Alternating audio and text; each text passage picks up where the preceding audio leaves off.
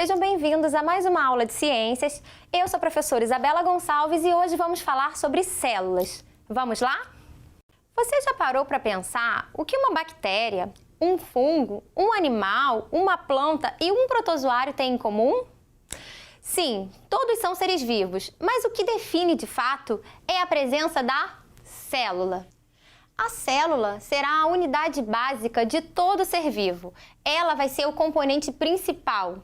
E a gente vai olhar agora a estrutura básica de toda a célula. Ela terá três componentes principais: a sua membrana plasmática, ou seja, o seu envoltório, o seu citoplasma, que vai ser o meio gelatinoso onde estão diversas organelas que falaremos adiante, e o material genético, podendo ser DNA ou RNA. É importante saber que também os seres vivos são classificados quanto à quantidade de células. Existem seres vivos que possuem apenas uma célula e por isso serão chamados de seres unicelulares. Já os seres vivos que são compostos por mais de uma célula, nós chamaremos de seres pluricelulares. Temos como exemplo seres unicelulares as bactérias, os protozoários, algumas algas e as leveduras. Já como seres pluricelulares, nós temos os animais, as plantas, algumas algas e os cogumelos. Agora nós vamos diferenciar os dois tipos de células. As células serão classificadas como procariontes e eucariontes. Veremos as suas diferenças. A célula procarionte é uma célula muito mais simples, uma célula mais primitiva, ou seja, os seres vivos que começaram a habitar esse planeta tinham exatamente esse tipo de célula. Olhando as características da célula, podemos perceber entre a procarionte e a eucarionte todos os componentes que vimos na imagem anterior. A sua membrana plasmática, ambas terão o seu envoltório, o seu citoplasma e o seu material genético. Ah, mas e o que vai diferenciar? Podemos perceber que na célula eucarionte nós teremos o quê? Muito maior complexidade. Percebemos o seguinte: o material genético numa célula procarionte, ele fica completamente espalhado no seu citoplasma. Não existe uma organização nuclear. Já numa célula eucarionte, nós teremos não só um núcleo, como vocês podem observar em verde, protegendo esse DNA, como um envoltório protegendo esse núcleo que chamaremos de membrana nuclear ou carioteca. Percebemos também a presença de organelas, que seriam como pequenos órgãos que estão presentes dentro de cada célula, com diversas funções. Teremos aqui nas células procariontes uma organela conhecida como ribossomo. Já nas células eucariontes, por ser uma célula mais complexa, teremos uma diversidade de organelas, como veremos a seguir. Vamos observar agora essas imagens da célula procarionte e da célula eucarionte. Percebemos agora duas imagens, uma de uma célula procarionte e outra de uma célula eucarionte. Note que na célula procarionte nós temos um material genético espalhado no citoplasma, nós teremos todo esse envoltório, como podemos perceber, a parede celular, a membrana plasmática, além de um flagelo para ajudar na sua locomoção. Um exemplo de seres vivos que possuem esse tipo celular são as bactérias, assim como as cianobactérias. Já na célula eucarionte, temos uma complexidade. Temos diversas organelas situadas no meio do citoplasma, temos também um núcleo protegendo o DNA, assim como uma carioteca envolvendo esse núcleo. Os seres vivos que possuem esse tipo celular são os protozoários, as plantas, os fungos e os animais. Mas será que conseguimos enxergar uma célula a olho nu? Temos aqui todo um espectro do que conseguimos visualizar.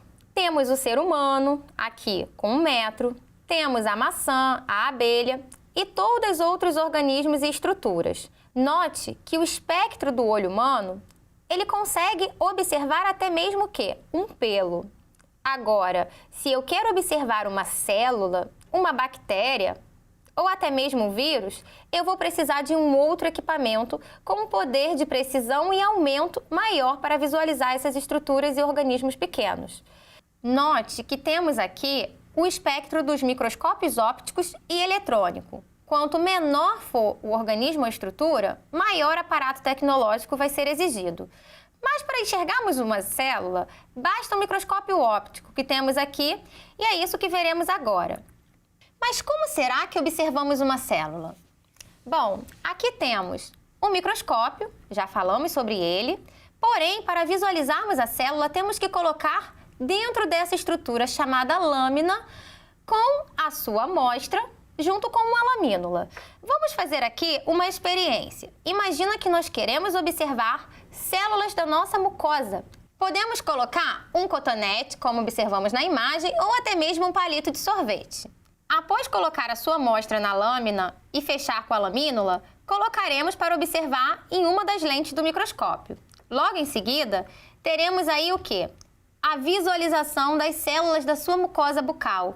E olha que interessante, já falamos que temos células do tipo eucarionte. Logo, conseguimos observar nessa célula o núcleo. Olha que interessante, observamos desde a membrana, o citoplasma e mais escuro o núcleo.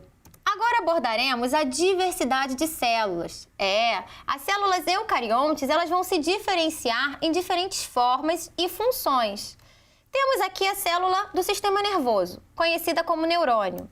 Observamos que no desenho ele tem todo um aspecto, porém, quando a gente vai visualizar essa célula na microscopia, ele vai ter as mesmas estruturas com algumas diferenças.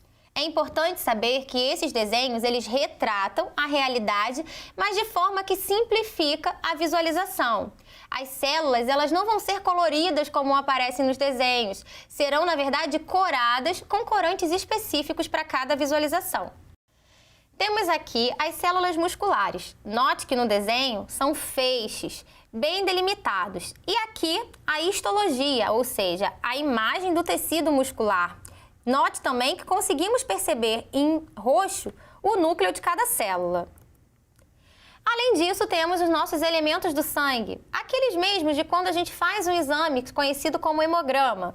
Temos uma diversidade de elementos componentes do nosso sangue. E quando olhamos no microscópio, essa diversidade ela é notada exatamente nesses tipos celulares. A gente acabou de observar algumas células eucariontes animais, mas também existem outros seres vivos, como já falei para vocês, que possuem esse tipo celular. Vamos observar agora uma célula eucarionte vegetal, por exemplo. Temos aqui a cebola. Se eu faço um microcorte na cebola e levo essa estrutura para o microscópio, na lâmina, temos uma observação de célula vegetal. Percebam que o formato da célula vai diferenciar. É uma célula um pouco mais quadrada, também com o núcleo bem delimitado. Vamos agora para a prática? Que tal construirmos uma célula? Você vai precisar de massa de modelar, uma base que pode ser um prato de isopor ou de plástico e palitos de dente para identificar as estruturas. Cada massinha de cada cor você pode fazer uma estrutura. A primeira podemos começar pelo citoplasma. Então você pegue uma massinha, amasse e coloque na base da sua célula. A outra cor você pode usar para a membrana, a outra para as organelas, para o núcleo e assim até chegar ao material genético. Aqui temos exemplo da minha célula eucarionte, mas você pode fazer uma eucarionte e uma procarionte.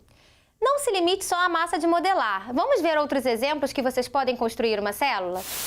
Eu trouxe alguns exemplos de células que alunos da rede já construíram. Vamos usar a imaginação e a criatividade. Temos exemplos com massinhas, temos exemplos com gelatina, exemplos com frutas, exemplos com material de garrafa PET. Então, não se limite. A imaginação pode ser solta. Então, até a próxima aula.